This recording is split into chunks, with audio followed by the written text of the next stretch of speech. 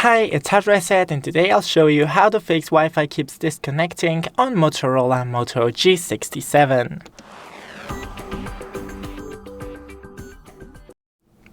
So first, scroll from the top and click and hold onto Wi-Fi. Then disable Wi-Fi, and after a couple of seconds enable it once again and wait for it to connect. Then click the gear next to your Wi-Fi, then disconnect and forget.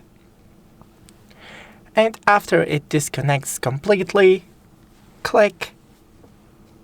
Once again type in the password and connect. If it's still not working, you need to restart your router and your phone. Thanks for watching, don't forget to leave a like and see you in the next one.